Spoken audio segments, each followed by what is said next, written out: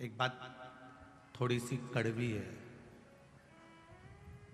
पर हो सकता है आपको बुरी लग जाए, पर लग जाए तो लग जाए, उसमें कोई बड़ी बात नहीं है। अभी तक भी तो लगी है, उसमें कोई दिक्कत वाली बात नहीं है। एक अपनी दौलत का और एक अपनी पत्नी, धर्म पत्नी, इसका एक दौलत भी अपने घर की दौलत पर भी किसी की दृष्टि मत पड़ने दो और अपने घर की नारी पर भी किसी की दृष्टि मत पड़ने दो।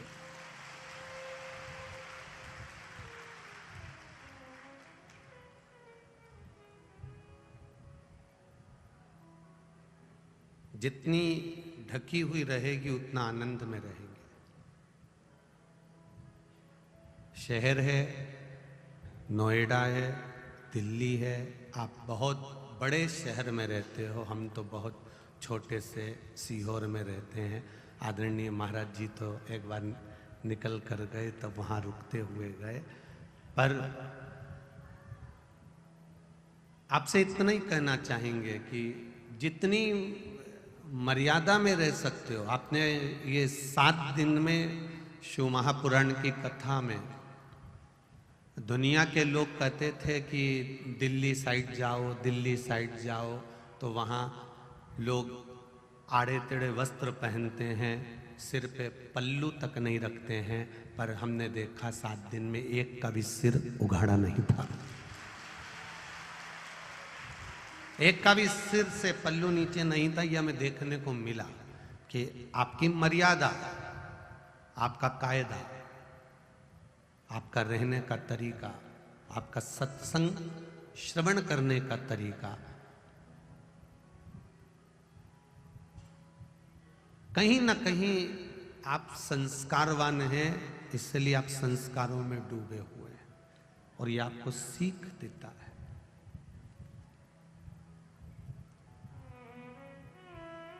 इस व्यक्ति ने शहर में जाकर अपने धन का दिखावा कर दिया। धन का दिखावा करा तो मित्रों की दृष्टि पड़ गई और मित्रों ने उसके धन को निचोड़ना प्रारंभ कर दिया। होटल में जाना, मदिरा पीना, मांसाहार, वेश्यावृत्ति, जुआ, सब गलत काम करना प्रारंभ करा, सब गलत काम कर। अब धीरे धीरे धीरे धीरे बर्बाद हो गए। बर्बाद होने के बाद में मन में आया कि अब मैं कहाँ जाऊं। मित्रों के पास जाकर कहा कि मुझे 5,000 रुपये उधार दे दो, ज़्यादा नहीं चाहिए। मैं 5,000 रुपये में ये सब बिजली का बिल वगैरह जमा करने के बाद मैं अपने घर चले जाऊंगा, अपने पिताजी से मिल लूँगा, मैं तुम्हारा 5,000 भी चुका दूंगा। पर जो 5 लाख रुपए जीम गए, निचोड़ गए, वो 5,000 भी नहीं दे पाए। और वो मन में सोचने लगा कि अब मैं घर जाऊं तो किस मुंह से जाऊं, मेरे पिताजी कहेंगे सब बर्बाद कर कर आ गया। फिर भी गया, गाड़ी के पैसे नहीं है, टैक्सी के पैसे नहीं है, पैदल गया। पिताजी खेत पर काम कर रहे थे, पिताजी ने बेटे को देखा, बेटे की आंख में आंसू थे। बाप ने अपने हाथ फैलाए, बेटे को गले से लगा लिया। जिस बेटे ने अपना जायदाद का हिस्सा मांगा था, जिस बेटे ने संपूर्ण प्रॉपर्टी मांग ली थी, जिस बेटे ने प्रॉपर्टी, धन, दौलत सब मांगा और सब नाश कर दिया, उसके बाद भी पिता ने उसको गले से लगा लिया, क्योंकि वो पिता है।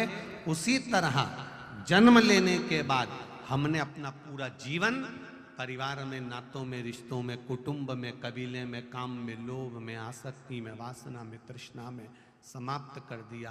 आखिरी में हम उस परमात्मा के पास जा रहे हैं, तो भी वो परमात्मा आपको गले लगाने के लिए तैयार खड़ा है।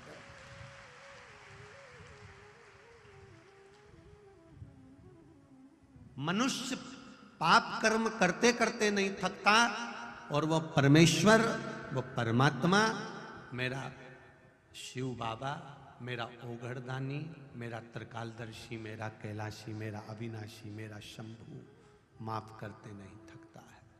वो दे रहा है, कर रहा है और नित्य प्रति कर रहा है। भजन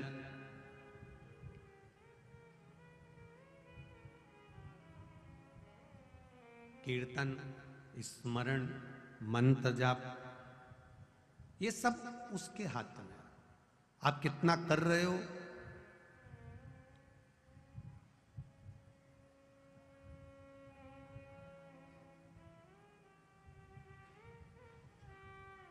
आप कितना स्मरण कर रहे हो, आप कितना कीर्तन कर रहे हो, आप कितना मंत्र जाप कर रहे हो, ये उसके हाथ में। वो सबसे परे है।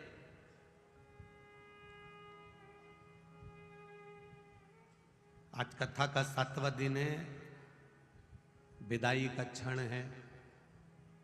शिव महापुराण भी यहां से चली जाएगी, आप भी अपने घर चले जाएंगे, हम भी यहां से कोटेश्वर के लिए चले जाएंगे।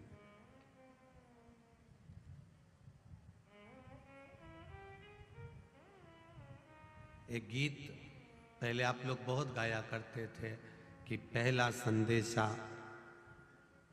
हमारा ससुर जी का आया, फिर कहे या डोकरा के साथ नहीं जाऊंगी। फिर दूसरा संदेशा हमारे जेठ जी का आया तो कहा ये मुछंदर के साथ भी नहीं जाऊंगी। फिर आखिरी संदेशा पिया जी का आया तो नंगे पैर दौड़ी चली जाऊंगी। ये गीत आप हमेशा गुनगुनाते रहे। शिव महापुराण की कथा कहती है यही गीत हमारी जिंदगी में अटका हुआ है। जब आपने अगर शिव की भक्ति करी है, शिव महापुराण की कथा श्रवण करी है, एलईडी वालों एलईडी चालू करने का प्रयास करें, शीघ्र अतिशीघ्र। हो गई? पीछे की आवाज बढ़ा दो थोड़ी सी। यदि शिव भक्ति में डूबे हो, शंकर के भगवान के भजन में डूबे हो, मंत्र जाप, नाम जाप, कीर्तन, सेवा में डूबे हो, कहीं ना कहीं संत, साधु, गुरुजन, गौ माता, माता पिता आदि की सेवा में डूबे हुए हो, तो चिंता मत करना। आखिरी में अगर यमदूत बंदी बनाने भी आ जाएं तो कह देना हम तेरे साथ नहीं जाएंगे। चित्रगुप्त महाराज भी आए और कहे कि हमारे साथ चलना होगा तो मना कर देना। आखिरी में अगर जाऊंगी तो वो कैलाश अधिपति के साथ जाऊंगी, बाकी के किसी के साथ।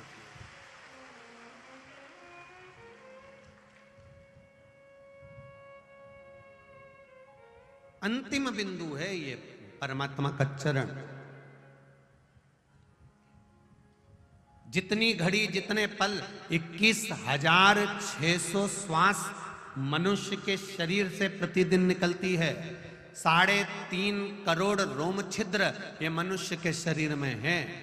21,600 श्वास परमात्मा ने एक एक गिन गिन कर आपको दी है कि इसमें आप भगवान का भजन करना, कीर्तन करना, मंत्र जाप करना, स्मरण करना, पर कोई नहीं करता। हम तुम्हारी बात क्यों करें, हम खुद भी इतना नहीं करते, तो दूसरे के लिए कहना क्या।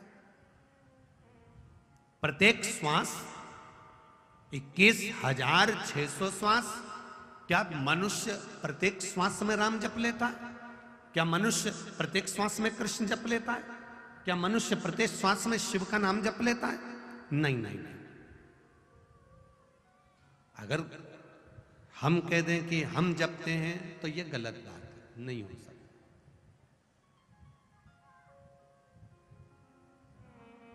हो ही नहीं सकता।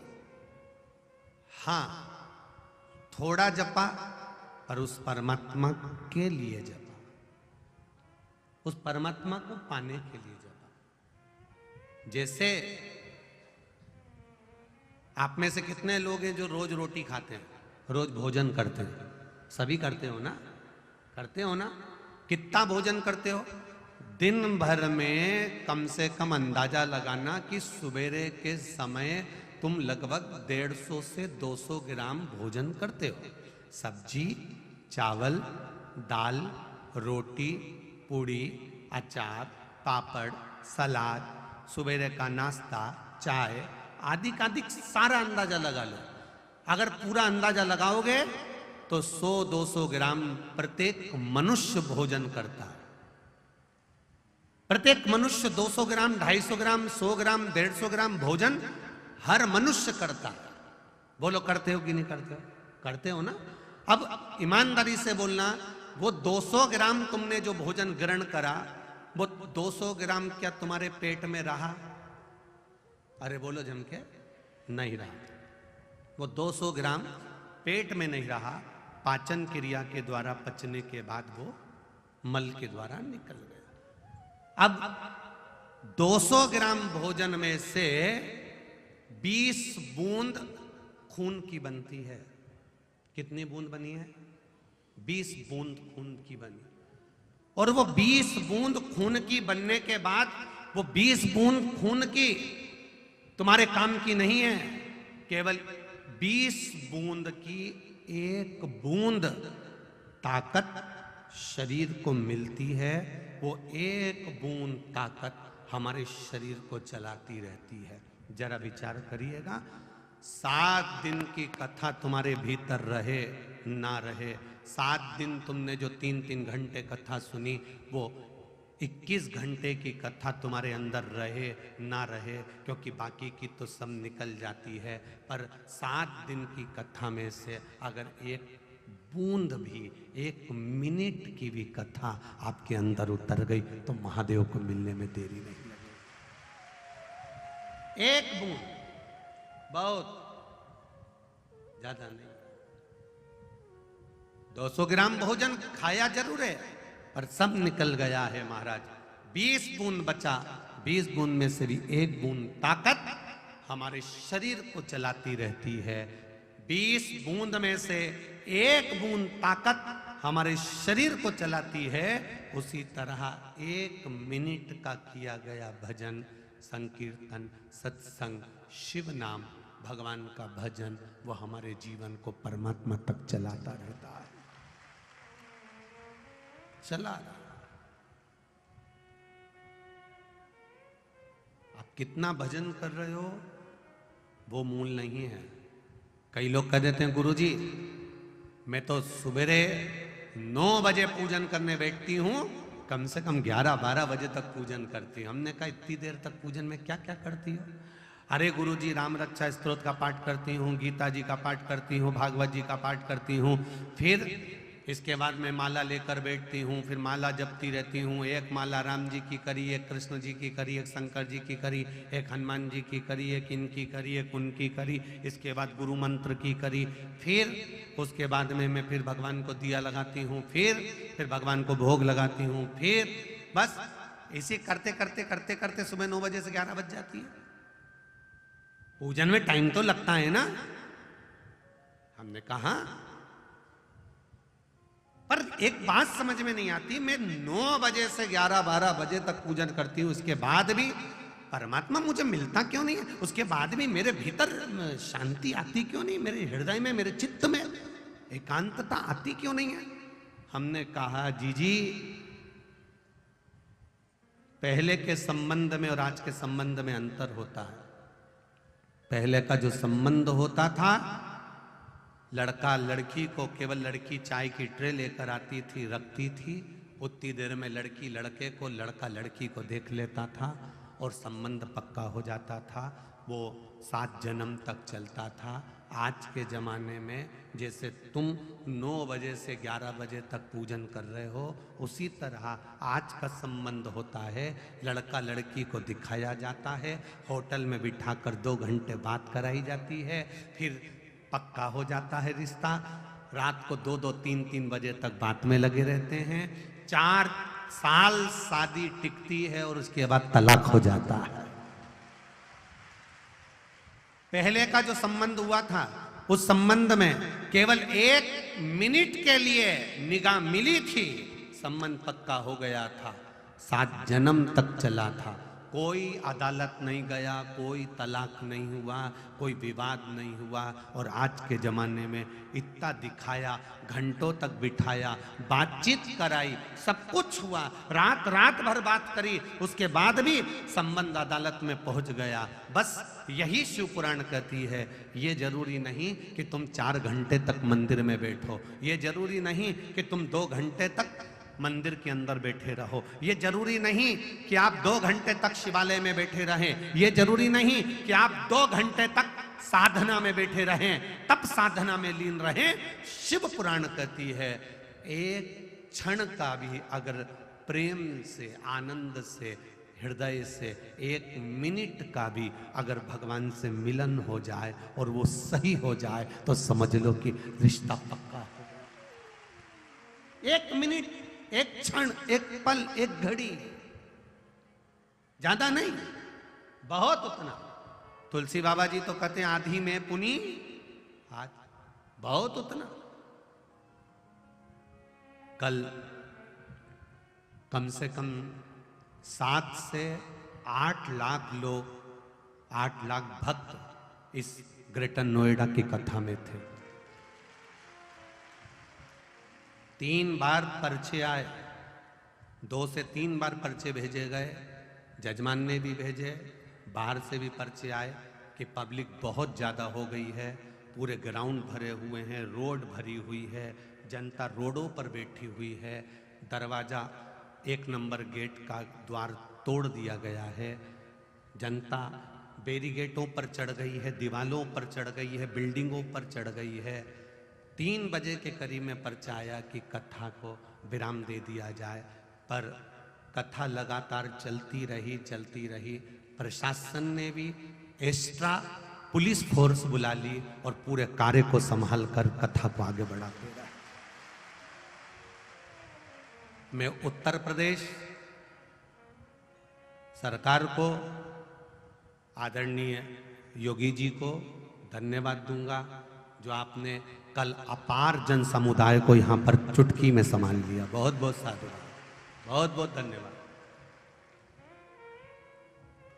3 बार पर्चा भेजा गया कि कथा 3 बजे के करीब में बहुत भीड़ हो गई है, कहीं रास्ते नहीं हैं, पूरी रोडें भरी हैं, गाड़ियाँ भरी हैं, जनता आई जा रही है, थोड़ा सा चिंता व्यापने लगी।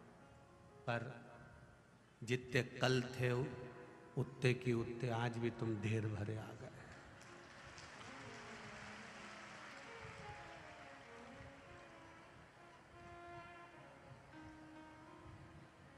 अब हमारी माता जी कहती हैं, महाराज जी, हमारी माता जी बोलती हैं कि कथा कि तुम पहले सूचना ही मत दो कि अगली कथा कहाँ पर है।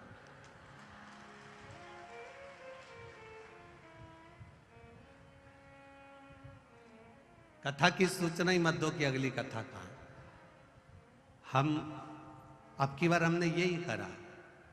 अब ये कथा चल रही थी तो हमने इसकी कथा की सूचना 3 दिन तक नहीं दी, पर चौथे दिन तो देना पड़े ना कि कोटेश्वर में कथा है, कि कोटेश्वर वाले चिंता में आ जाएं कि हमारी कथा है कि नहीं है। अब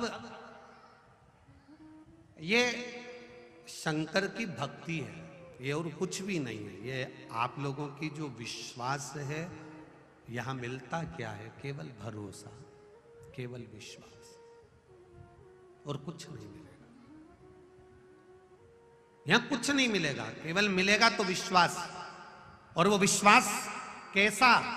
शिव के चरणारविंद का विश्वास कि हमें कहीं नहीं जाना, उसके चरणों में रहेंगे तो हमारा जीवन सार्थक हो जाएगा। डोलना नहीं है, हमको उस परमात्मा के चरणारविंद में रहना है। भक्ति। आप लोग चावल दाल बनाते हो? अरे बोलो तो, दाल बनाते हो, चावल बनाते हो, तो चावल को धोते हो कि नहीं धोते हो? जम के तो बोलो, धोते हो। चावल को अच्छे से धोगे, फिर कुकर में चढ़ाओगे। दाल को धोगे, फिर कुकर में चढ़ाओगे। जिसने अच्छे से धो लिया तो चावल भी खिलकर, दाल भी अच्छे से बन जाती है, उसी तरह परमात्मा भी 7 दिन की कथा में आपको धो लेता है, धोने के बाद अपना बना लेता है, धोता है। कैसे धोएगा? कथा में जाओगे, जगह नहीं मिलेगी, पीछे बैठना पड़ेगा, यहाँ वहाँ बैठना पड़ेगा, कहीं आवाज़ नहीं आ रही होगी, कहीं एलईडियाँ बंद हो जाती है, कहीं कोई बगल वाली पाँव रख के बैठी है, कहीं कोई नाचते नाचते पाँव धर दिया, कोई पूरा ही भजन दे के बैठा है? तो ये भगवान पूरा मथ लेता है, और मथने के बाद में वो कहते हैं ना, छाछ को खूब मथा, मथने के बाद माखन निकलता है। उसी तरह जब तुम पूरी कथा में मथा जाते हो, इधर से पानी गिर रहा, उधर से कोई लात रख के निकल रहा, और बगल वाली फ्रूटी पी रही, और बड़ा विचित्र, इधर पास वाली बैठी तो टॉफी छील के तुरंत बैठ गई, अब इधर से छोरा छोरी रो रिया, तो इसको बैग खोल के फिर बिस्कुट का पूड़ा निकाल के खा, अब वो खाए। ये सब मथा जा रहा, और मथते मथते मथते मथते तब परमात्मा ने देख लिया, भगवान ने देख लिया, ये मेरे दरवाजे पर धक्का खाकर जा रही है, अब संसार का धक्का नहीं खाएगी, मेरी हो जा। खा लिया धक्का, खाना अब नहीं धक्का खाएगी, अब खा लिया, बहुत है उसका। ये शिव तत्व है महाराज।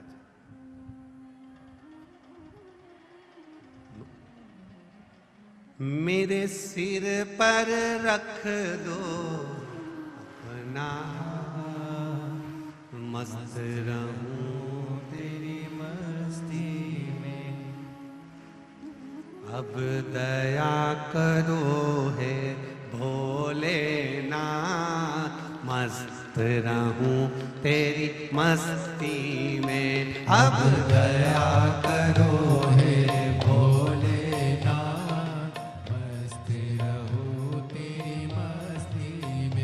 अब दया करो हे भोलेनाथ, मस्त रहूं तेरी मस्ती में, अब दया करो हे भोलेनाथ, मस्त रहूं तेरी मस्ती में।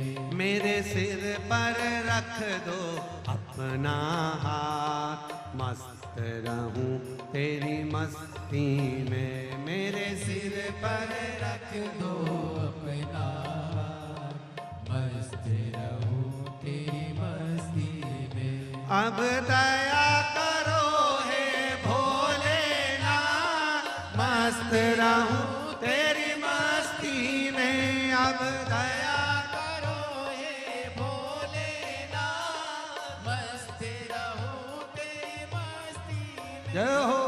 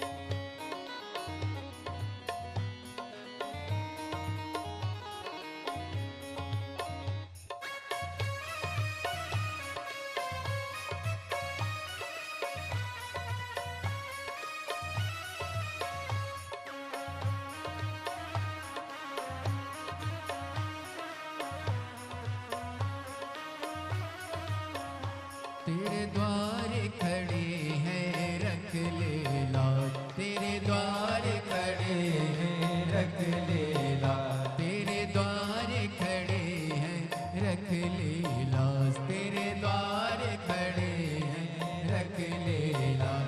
मैं तो झूम झूम के नाचूं आज, मैं तो झूम झूम के नाचूं आज। अब दया करो हे भोलेनाथ, मस्त रहूं तेरी मस्ती में।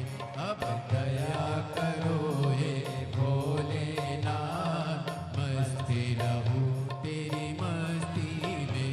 मेरे सिर पर रख दो अपना हाथ, मस्त रहूं तेरी मस्ती में। मेरे सिर पर रख दो अपना हाथ, मस्त रहूं तेरी मस्ती में। अब दया करो हे भोलेनाथ, मस्त रहूं तेरी मस्ती में। अब दया करो हे भोलेनाथ, मस्त रहूं तेरी मस्ती में।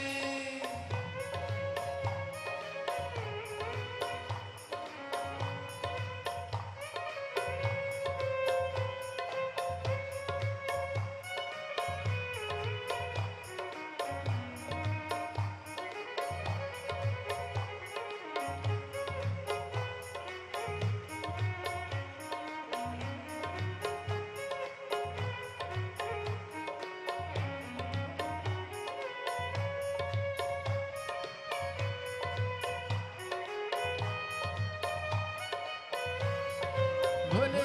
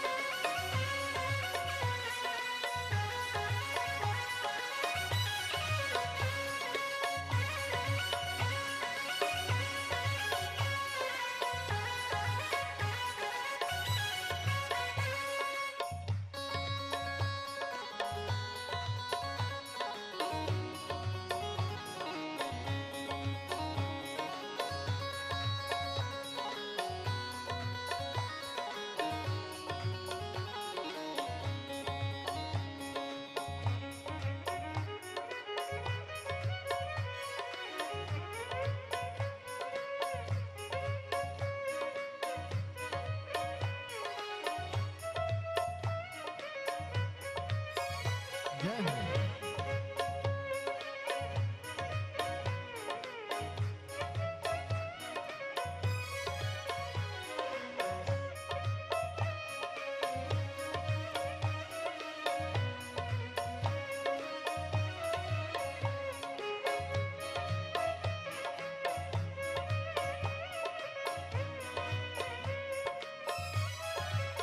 हो मेरे मन में बसे हो भोलेनाथ, मेरे मन में बसे हो भोलेनाथ। हो मेरे मन में बसे हो भोलेनाथ, मेरे मन में बसे हो भोलेनाथ। मैं तो हर पल करूँ प्रभु तेरी याद, मैं तो हर पल करूँ प्रभु तेरी याद। अब दया करो हे भोलेनाथ, मस्त रहूं तेरी मस्ती में। अब दया करो हे भोलेनाथ, मस्त रहूं तेरी मस्ती में। मेरे सिर पर रख दो